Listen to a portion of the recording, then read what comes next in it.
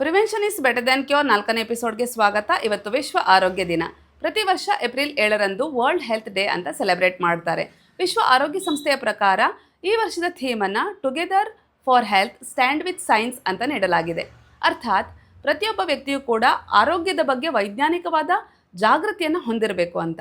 So ನಮ್ಮ health ಬಗ್ಗೆ ನಮಗೆ ಸೈಂಟಿಫಿಕ್ ಮಾಹಿತಿಗಳು ಇದ್ದಾಗ ಮಾತ್ರ ನಾವು ಡಿಸೀಸಸ್ಗಳನ್ನು ಪ್ರಿವೆಂಟ್ ಮಾಡ್ಬೋದು ಮತ್ತು ಸಂಪೂರ್ಣವಾಗಿ ಆರೋಗ್ಯಯುತವಾಗಿ ಬದುಕಲಿಕ್ಕೆ ಸಾಧ್ಯ ಇದೆ. ಸೊ ನಾನಿಲ್ಲಿ 5 ಫ್ರೀ ನ್ಯಾಚುರಲ್ ಮೆಡಿಸಿನ್ ಬಗ್ಗೆ ಹೇಳುತ್ತೇನೆ. ಸೊ ದಟ್ ನಿಮ್ಮ ಡಿಸೀಸಸ್ಗಳನ್ನು ನೀವು ಪ್ರಿವೆಂಟ್ ಮಾಡ್ಬೋದು ಮತ್ತು ಆರೋಗ್ಯವನ್ನು ಕಾಪಾಡ್ಕೊಳ್ಬೋದು. ಯಾವುದದು 5 ನ್ಯಾಚುರಲ್ ಫ್ರೀ ಮೆಡಿಸಿನ್ಸ್ ಅಂತ ತಿಳ್ಕೊಳ್ಳೋಣ. ಮೊದಲನೇದಾಗಿ ನ್ಯೂಟ್ರಿಷಿಯಸ್ ಫುಡ್. ನಿಮ್ಮ ಆಹಾರದಲ್ಲಿ ಪೌಷ್ಟಿಕತೆ ಇರಲಿ. ಎಲ್ಲ ತರಹದ ಬ್ಯಾಲೆನ್ಸ್ಡ್ ಆಹಾರವನ್ನು ಸೇವಿಸಿ. ಪ್ರತಿನಿತ್ಯ ಕೇವಲ 3 ಬಾರಿ ಆಹಾರ ಸೇವನೆ ಮಾಡಿ. ಸಾಧ್ಯ ಆದರೆ ನಿಮ್ಮ ಕೆಲಸ ಕಡಿಮೆ ಇದ್ದರೆ 2 ಬಾರಿ ಆಹಾರ ಸೇವನೆ ಮಾಡಿ. ಆಹಾರದಲ್ಲಿ ಪೌಷ್ಟಿಕತೆ ಜಾಸ್ತಿ ಇರಲಿ. ಆಹಾರದಲ್ಲಿ ಕ್ವಾಂಟಿಟಿ ಜಾಸ್ತಿ ಬೇಕಂತಿಲ್ಲ, ತಿನ್ನುವಂತಹ ಆಹಾರದಲ್ಲಿ ಕ್ವಾಲಿಟಿ ಇರಲಿ. ಅಂದರೆ ನೀವು ಎಲ್ಲ ತರಹದ ಆಹಾರ, ಕಾರ್ಬೋಹೈಡ್ರೇಟ್ಸ್, ಫ್ಯಾಟ್ಸ್, ಪ್ರೋಟೀನ್ಸ್, ನ್ಯೂಟ್ರಿಷನ್ ಇರ್ತಕ್ಕಂತಹ, ಫೈಬರ್ ಇರ್ತಕ್ಕಂತಹ ಆಹಾರ ಸೇವನೆ ಮಾಡಿ. ಮಿನರಲ್ಸ್ ಮತ್ತು ವೈಟಮಿನ್ಸ್ಗಳು ಕೂಡ ನಿಮ್ಮ ಆಹಾರದಲ್ಲಿ ಇರಲಿ. ಅಂದರೆ ಪ್ರಕೃತಿದತ್ತ ಆಹಾರವನ್ನು ಹೆಚ್ಚಿನದಾಗಿ ಸೇವಿಸ್ತಾ ಬನ್ನಿ.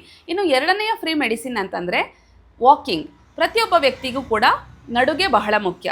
ಮನುಷ್ಯನ ದೇಹ ನಡುಗೆಗೋಸ್ಕರ, ಆ್ಯಕ್ಟಿವಿಟೀಸ್ಗೋಸ್ಕರ ಮಾಡಲ್ಪಟ್ಟಿದೆ. ಕುಳಿತೇ ಮಾಡುವಂತಹ ಕೆಲಸದಿಂದಾಗಿ ಅನೇಕ ರೀತಿಯಾಗಿರ್ತಕ್ಕಂತಹ ಕಾಯಿಲೆಗಳು ಬರುತ್ತೆ. ಮೆಟಬಾಲಿಕ್ ಡಿಸಾರ್ಡರ್ಸ್, ಒಬೆಸಿಟಿ, ಡಯಾಬಿಟೀಸ್, ಕೊಲೆಸ್ಟ್ರೀಮಿಯಾ ಇಂತಹ ಸಮಸ್ಯೆಗಳು ಕಂಡುಬರ್ತಕ್ಕಂಥದ್ದು ಕುಳಿತು ಮಾಡುವಂತಹ ಕೆಲಸದಿಂದಾಗಿ.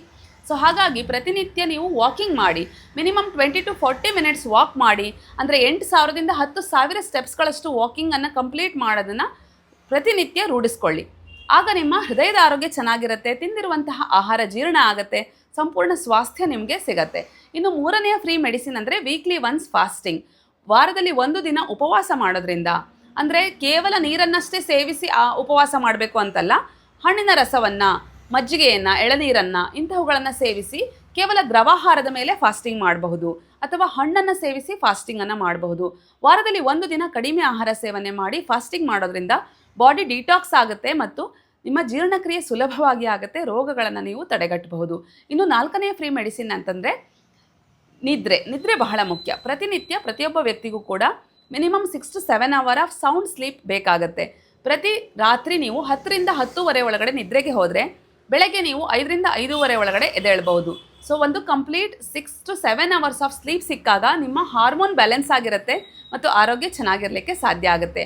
ಇನ್ನು ಕೊನೆಯ 5ನೇ ಇಂಪಾರ್ಟೆಂಟ್ ಫ್ರೀ ಮೆಡಿಸಿನ್ ಅಂದರೆ ಸನ್ಲೈಟ್ ಪ್ರತಿಯೊಬ್ಬ ವ್ಯಕ್ತಿಗೂ ಕೂಡ ಬೇಕು. ವೈಟಮಿನ್ ಡಿ ಸನ್ಲೈಟಿಂದ ಮಾತ್ರ ನಮ್ಮ ದೇಹದಲ್ಲಿ ಸಿಂಥಸಿಸ್ ಆಗುತ್ತೆ. ಸೊ ಹಾಗಾಗಿ ಪ್ರತಿನಿತ್ಯ minimum 20 minutes of early morning ಸನ್ಲೈಟನ್ನು ನೀವು ತೆಗೆದುಕೊಳ್ಳೋದ್ರಿಂದಾಗಿ ನಿಮ್ಮ ದೇಹ ಸಂಪೂರ್ಣ ಸ್ವಾಸ್ಥ್ಯವಾಗಿರುತ್ತೆ ಮತ್ತು ರೋಗಗಳನ್ನು ತಡೆಗಟ್ಟಬಹುದು. ಈ 5 ಫ್ರೀ ಮೆಡಿಸಿನ್ಸನ್ನು ಪ್ರತಿನಿತ್ಯ ಫಾಲೋ ಮಾಡಿ, ಜೊತೆಗೆ ರೋಗಗಳನ್ನು ತಡೆಗಟ್ಟಿ. ಮತ್ತೆ ಮುಂದಿನ ಸಂಚಿಕೆಯಲ್ಲಿ ಸಿಗ್ತೇನೆ. ಧನ್ಯವಾದಗಳು.